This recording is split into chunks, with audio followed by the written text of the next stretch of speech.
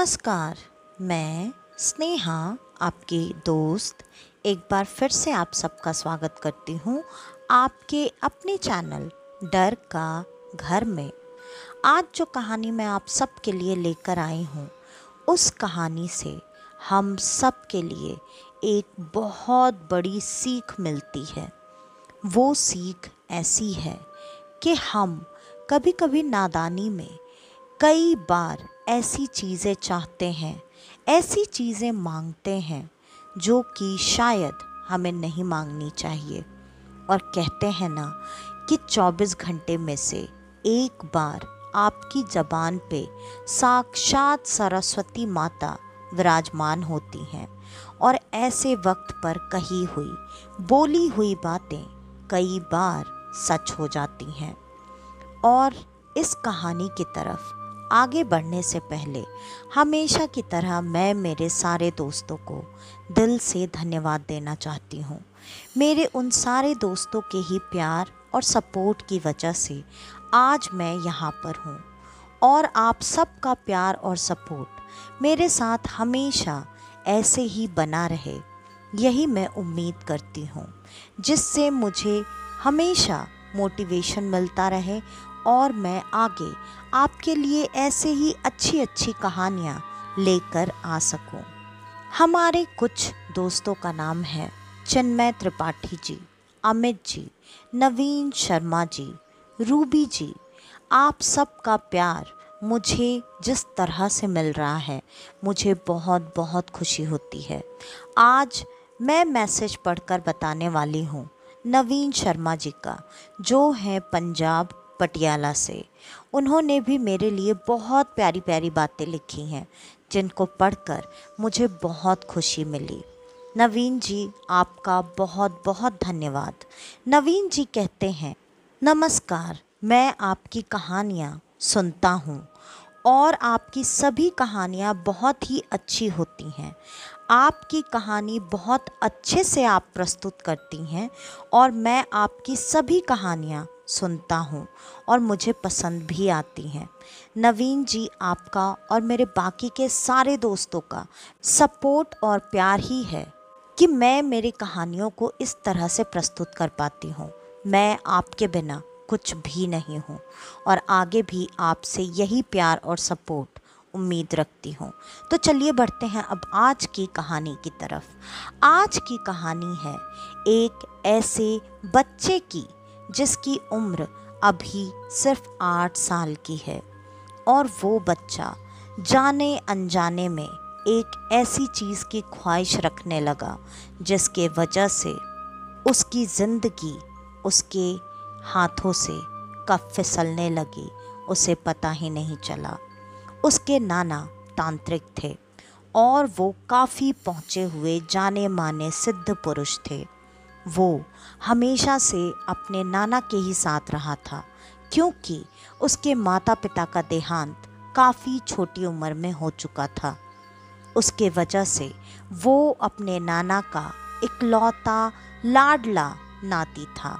नानी भी उससे बहुत प्यार करती थी।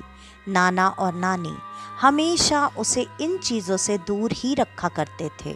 लेकिन अब हर्ष, क्योंकि 8 साल का हो चुका था, उसे काफ़ी चीज़ों की धीरे धीरे समझ आ रही थी और हर्ष के मन में ये उत्सुकता भी जागने लगी थी कि उसके नाना ऐसा करते क्या हैं जिसके वजह से हमेशा लोग उनके पास खुद चल कर आते हैं और उन्हें बैठे बैठे ही कभी पैसे, कभी अनाज और कभी कई सारी चीज़ें देकर चले जाते हैं। हर्ष बचपन से ही ये चीज़ देखा करता था कि नाना के घर में एक कमरा अलग थलग सा बना हुआ है और नाना जी अक्सर लोगों के आने पर उनको लेकर उसी कमरे में चले जाया करते थे। जब तक हर्ष छोटा था तब तक उसकी नानी उसे यही कहकर टाल दिया करती थी कि उसके अंदर तुम्हारे नाना का काम चलता है, जिसके वजह से वो लोगों को वहाँ लेकर जाते हैं और लोगों को जो चीज़ की ज़रूरत होती है वो नाना देते हैं, उसके बदले उन्हें पैसे मिलते हैं। फिर कुछ सालों बाद उन्होंने ये कहना शुरू किया कि तुम्हारे नाना पूजा पाठ करते हैं, वो पंडित हैं और वो लोगों को प्रसाद देते हैं, जिसके वजह से लोगों के मन में जो भी चीज़ें आती हैं वो उन्हें दक्षिणा स्वरूप देकर चले जाते हैं। ऐसे ही उन्होंने कई सारी कहानियाँ उसके उम्र के हर पड़ाव पर बदल दी। अब जबकि हर्ष 8 साल का हो चुका था तो वो इतना छोटा भी नहीं था कि उसे चीज़ें समझ में ना आए। हर्ष ने एक बार ये तय किया कि वो अपने नाना के कमरे में जाएगा, लेकिन हर्ष को साफ साफ मनाही थी कि वो उस कमरे में हरगिज़ नहीं जा सकता है। चाहे जो भी हो जाए वो उस कमरे में कभी भी पैर तक नहीं रखेगा। वैसे भी बच्चों को या किसी को भी आप जिन चीज़ों से रोकने की कोशिश करेंगे, खास करके उनके मन में उन्हीं चीज़ों को करने की, देखने की और जानने की उत्सुकता बढ़ती ही चली जाती है। ऐसा ही हर्ष के साथ भी हो रहा था।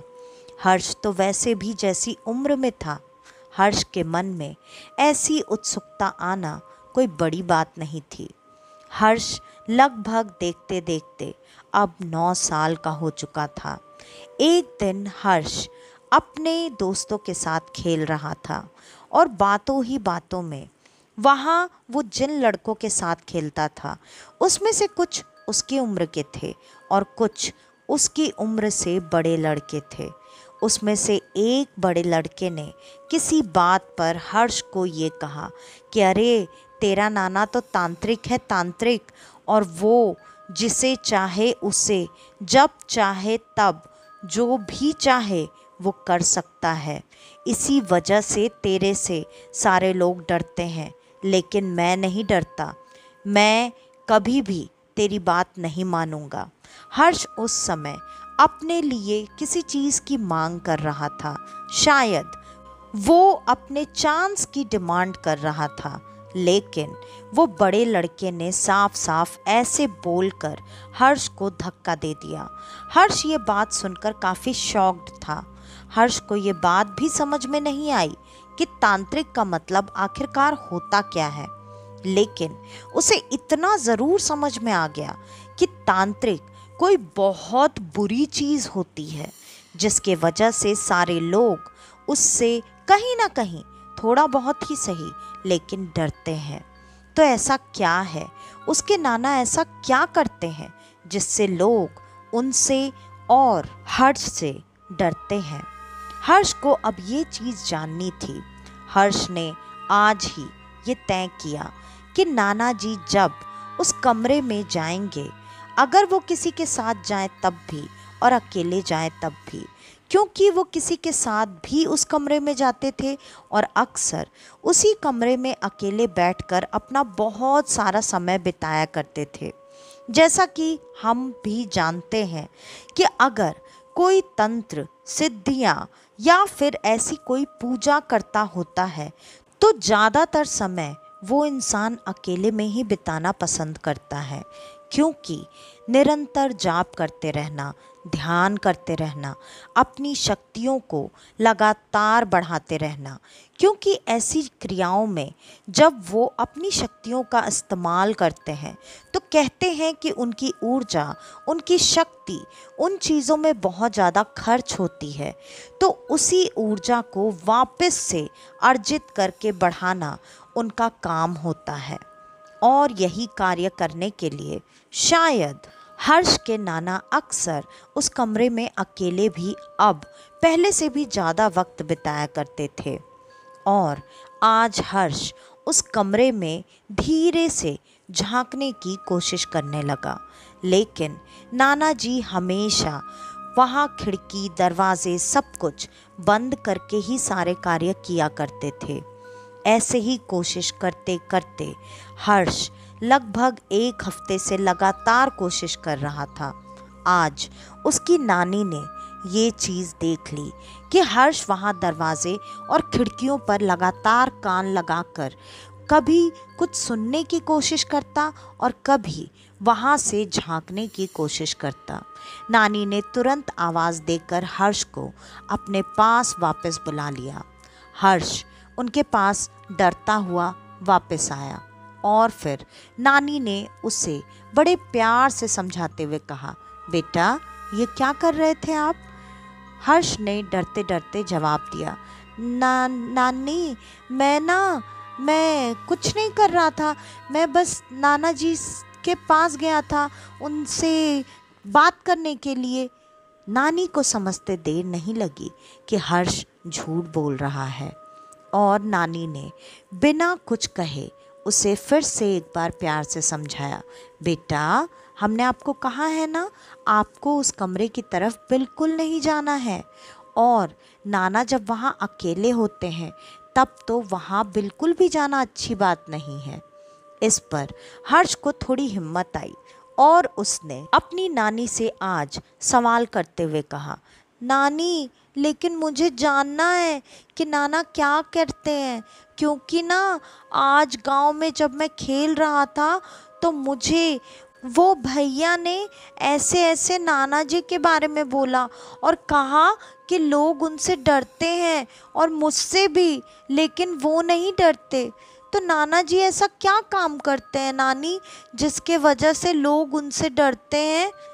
और इतना सुनकर नानी ने बड़े प्यार से मुस्कुराते हुए कहा, हर्ष बेटा अगर लोग उनसे डरते हैं तो इसका मतलब ये नहीं है कि लोग उनके पास नहीं आते। आपने खुद ही देखा है, कोई भी उनसे डरता हुआ दिखता है आपको? लोग उनके पास आते हैं, उनके पैर छूते हैं, उनका आशीर्वाद लेते हैं।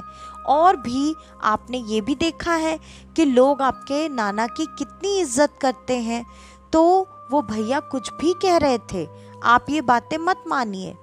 और भी जो भी नानी को ठीक लगा वो बहुत सारे एक्सक्यूज़ेस देकर नानी ने हर्ष को उस वक्त तो शांत करवा दिया, लेकिन किसी बच्चे के मन की उत्सुकता को इतनी आसानी से अगर हटाया जा सकता तो फिर बात ही क्या थी। और हर्ष के साथ भी ऐसा ही था। हर्ष के मन से भी वो उत्सुकता खत्म नहीं हुई थी।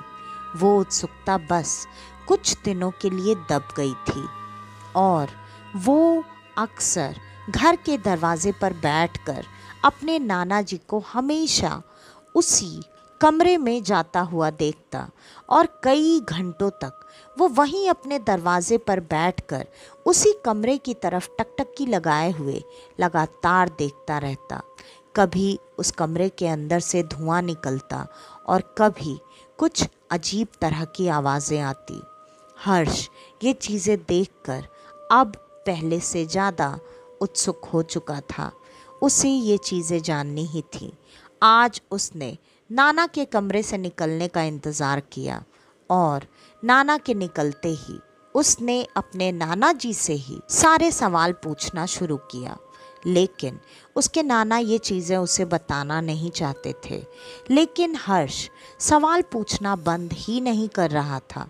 आज तो जैसे हर्ष किसी ज़िद में आ चुका था, उसे सब कुछ जानना ही था। इसके बाद नानी ने भी ये बोला, आपके जाने के बाद आपकी चीज़ें आगे संभालेगा कौन? तो आप अब हर्ष को इस चीज़ के लिए तैयार कीजिए। आप हर्ष से ये सारी चीज़ें बात करके उसे समझाने की कोशिश कीजिए। और यही उम्र है जिसमें आपने भी ये चीज़ें करना शुरू की थी, तो हर्ष क्यों नहीं कर सकता है? नाना जी को ये चीज़ सही तो नहीं लग रही थी, लेकिन फिर भी उन्होंने आज नानी की बात सुन ली और आखिरकार उन्होंने हर्ष को अपने पास बुलाया और अपने साथ लेकर उस कमरे में जाने से पहले उन्होंने हर्ष को काफ़ी सारी बातें समझाईं, हिदायतें दी और ये कहा कि बेटा चाहे जो भी हो जाए, वहाँ तुम्हें कोई चीज़ दिखाई दे फिर भी, ना दिखाई दे फिर भी, अब तुम्हें मेरे साथ वो चीज़ें करनी है जो कि मैं करता हूँ, ताकि तुम बड़े होकर मेरी जगह संभाल सको और लोगों की हमेशा मदद कर सको। हर्ष काफ़ी समझदार तो था ही। उसने बहुत सारी बातें समझी, लेकिन ये बातें समझना तब तक काफ़ी मुश्किल होता है जब तक हम इन चीज़ों को सही तरीके से महसूस ना करने लगें। हर्ष के साथ भी कुछ ऐसा ही था। वो नाना जी के साथ कमरे में गया। नाना जी ने साथ में बैठकर हर्ष के साथ आज हवन किया। पूरे कमरे में धुआं भर चुका था। हर्ष के एक सवाल का जवाब उसे मिल चुका था कि कमरे से धुआं क्यों आता है। ये हवन उसने नाना जी को घर पर भी करते हुए देखा था, लेकिन वो सामान्य पूजा का हवन हुआ करता था। अब हर्ष को इसमें कुछ अलग और अजीब चीज़ तो नहीं लग रही थी, लेकिन बाकी के सवाल अभी भी मन में बरकरार थे। हवन खत्म होने के बाद नाना जी ने हर्ष को अपनी आंखें बंद करने को कहा और कहा, बेटा, कैसी भी आवाज़ आए, कुछ भी हो जाए, लेकिन आंखें खोलकर मत देखना। हर्ष ने अपने नाना से वादा किया और थोड़ी ही देर में उस कमरे में बहुत अजीब अजीब सी आवाज़ें आ रही थीं। हर्ष को कई बार ये महसूस हो रहा था कि कोई बार बार उसे अलग अलग जगह पर टच कर रहा है, लेकिन नाना जी ने साफ साफ समझाया था कि चाहे जो हो जाए, ना तुम आंखें खोलोगे और ना ही कुछ बोलोगे। हर्ष चुपचाप जैसे अपनी सांसें रोककर वहाँ पर बैठा हुआ था। आज की पूजा संपन्न हो चुकी थी और हर्ष को आज काफ़ी अलग सा महसूस हो रहा था। वो बार बार उस कमरे से निकलने के बाद भी अपने आसपास किसी को महसूस कर रहा था। हाँ, फ़र्क बस इतना था कि अब वो चीज़ उसे छू नहीं रही थी। हर्ष इन चीज़ों को समझने के लिए शायद अभी थोड़ा छोटा था। हर्ष इन चीज़ों के लिए कभी तैयार ही नहीं था। इस वजह से हर्ष अब धीरे धीरे इन चीज़ों के बारे में और ज़्यादा जानना चाहता था। उन चीज़ों को आंखें खोलकर देखना चाहता था। ऐसे ही ये क्रिया लगभग 6 महीने तक चलती रही और हर्ष हर दिन कुछ नया, कुछ अलग अनुभव करता। नाना जी ने उसे ये भी बताया था कि तुम्हारे मन में जो उत्सुकता इन चीज़ों को देखने की और समझने की है, वो भी होगी, लेकिन उसके लिए अभी वक्त है। तुम्हें पहले उसके लिए पूरी तरह से तैयार होना पड़ेगा, वरना अगर तुमसे कोई भी भूल चूक हो जाएगी तो ये बात तुम्हारी जान पर भी बन सकती है। आज हर्ष अब धीरे धीरे खुद को काफ़ी अलग महसूस करने लगा था। हर्ष को ऐसा लगता था वो उन चीज़ों के लिए तैयार हो चुका है, लेकिन ऐसा बिल्कुल नहीं था। आज हर्ष ने एक बहुत बड़ी गलती कर दी। हर्ष नाना जी के साथ उस कमरे में जाया करता था, लेकिन आज उसके नाना जी किसी दूसरे गांव में किसी क्रिया के लिए गए हुए थे और हर्ष अपने निर्धारित समय पर उस कमरे में पहुंच गया।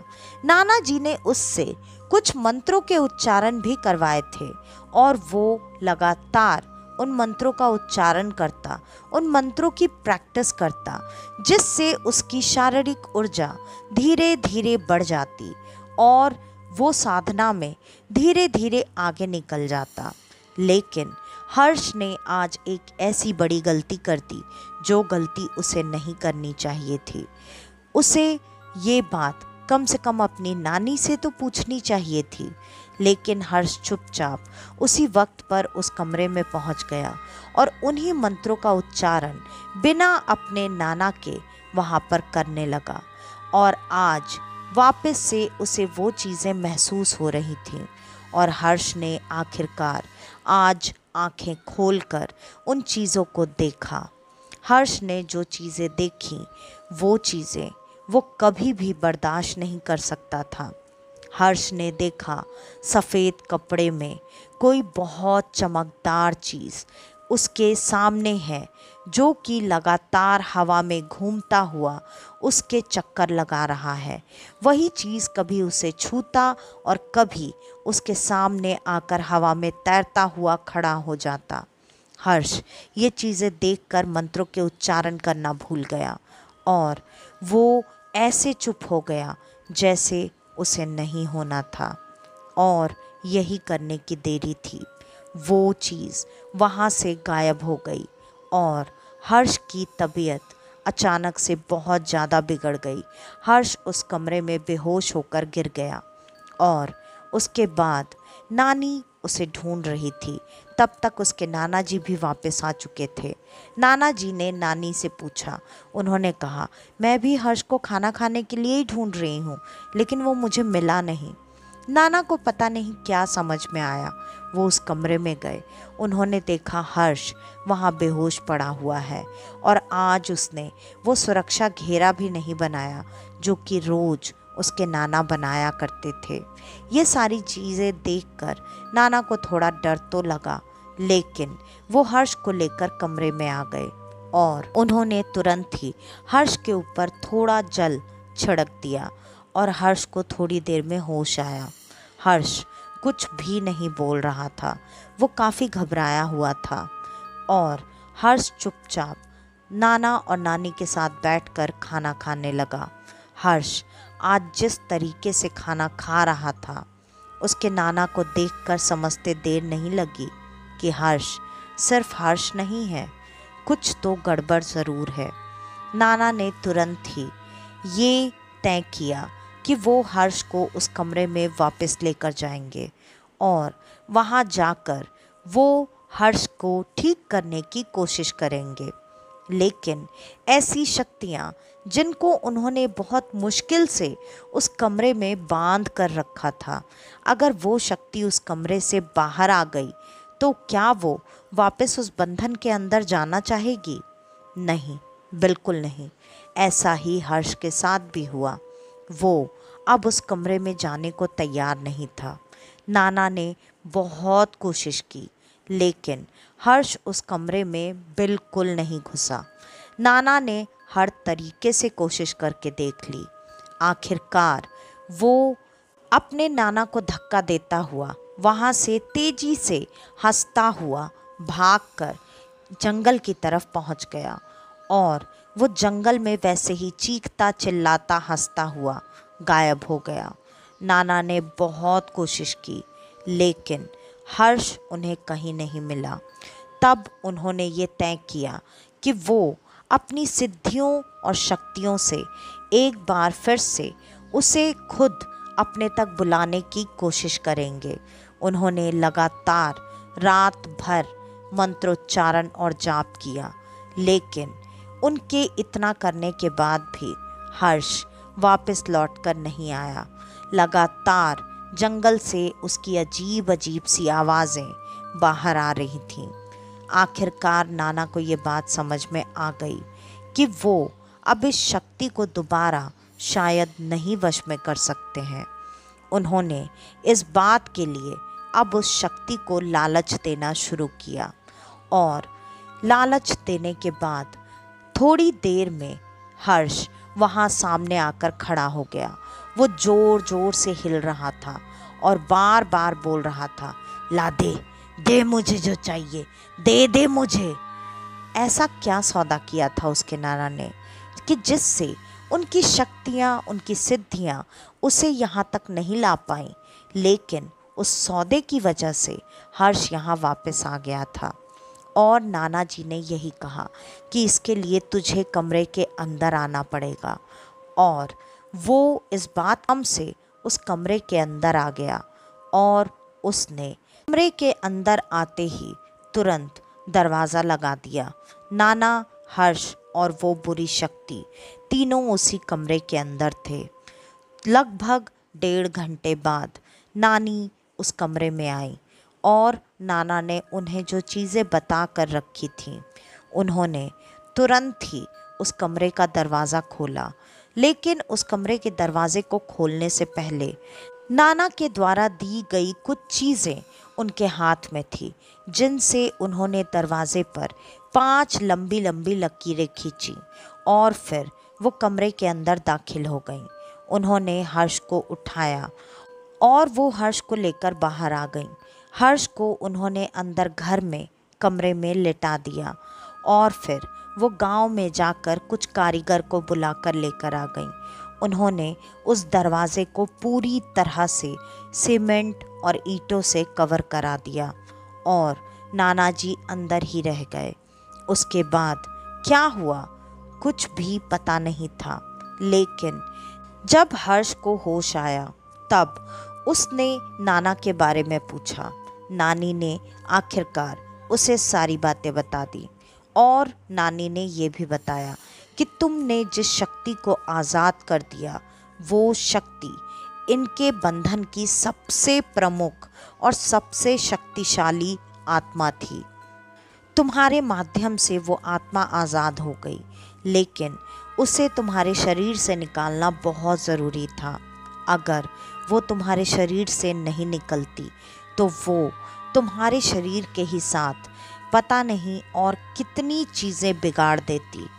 वो जानती थी कि तुम्हारे अंदर भी अब तपोबल की शक्ति आ चुकी है, लेकिन तुम अपनी सुरक्षा करना नहीं जानते थे और इसके वजह से तुम्हारे नाना ने बहुत कोशिश की, लेकिन उन्होंने पहली बार ही उस शक्ति को बहुत मुश्किल से अपने वश में किया था। लेकिन तुम्हारी गलती के वजह से वो ऐसे आज़ाद हुई कि उन्हें वापस लाना नाना के भी बस की बात नहीं थी। आखिरकार उन्होंने उसे अपने प्राणों की बलि देकर वापस से इस कमरे में कैद कर दिया है और वो हमेशा के लिए उसी कमरे में उन शक्तियों के साथ कैद हो चुके हैं। अब तुम्हें तुम्हारे नाना के द्वारा दी गई विद्या को आगे बढ़ाना है। तुम उनकी सारी बातों को ध्यान में रखते हुए जो भी चीज़ें करनी है वो चीज़ें करोगे और जब तुम 13 साल के हो जाओगे तब उनके गुरु खुद यहाँ आकर तुम्हें अपने साथ लेकर जाएंगे और तुम्हारी बाकी की शिक्षा पूरी करेंगे ताकि तुम अपने नाना की जिम्मेदारी आगे पूरी कर सको। अब हर्ष को सारी बातें पता चल चुकी थी और उसे अपनी गलती भी पता चल चुकी थी। हर्ष अब अपनी नाना की बातों को याद कर रहा था कि नाना हमेशा उसे उस कमरे में अकेले जाकर कुछ भी करने से मना क्यों करते थे, लेकिन अब सारी बातें समझकर कोई फ़ायदा नहीं था। उसकी एक छोटी सी गलती ने उसके नाना को हमेशा हमेशा के लिए उससे दूर कर दिया था और नाना की आत्मा भी उस शक्ति के ही साथ तब तक बंधी रहेगी जब तक कि हर्ष अपनी पूरी विद्या को पूर्ण करके उनकी आत्मा को मुक्ति ना दिला दे। उसके बाद नानी के बताए गए सारे बातों के मुताबिक हर्ष वैसे ही 13 साल की उम्र तक अपनी जप और साधना से अपनी शक्तियों और अपनी शारीरिक ऊर्जा को बढ़ाता रहा। उसके बाद 13 साल की उम्र में उसके नाना के गुरु उसके घर पर आए और वो हर्ष को वहाँ से अपने साथ लेकर चले गए। हर्ष उसके बाद उनके साथ काफ़ी सालों तक रहा। लगभग 22-23 साल की उम्र में हर्ष वापस आया और उसने अपने नाना की उस आत्मा को उस बुरी शक्ति से आज़ाद करवाया और उनकी मुक्ति कराई। उसके बाद हर्ष अपने नाना की तरह अपने गांव वालों की हमेशा वैसे ही मदद करता रहा। तो आज की ये कहानी यहीं पर ख़त्म होती है। आपको हमारी आज की ये कहानी कैसी लगी हमें कमेंट करके ज़रूर बताइएगा। और अगर आपको हमारी ये कहानियाँ पसंद आती हैं तो हमारी इन कहानियों को लाइक, शेयर और सब्सक्राइब करना बिल्कुल ना भूलें, क्योंकि आप सबके लाइक, कमेंट और एक शेयर से मुझे काफ़ी मोटिवेशन मिलता है कि मैं इसी तरह की और कहानियाँ आपके लिए लेकर आ सकूं।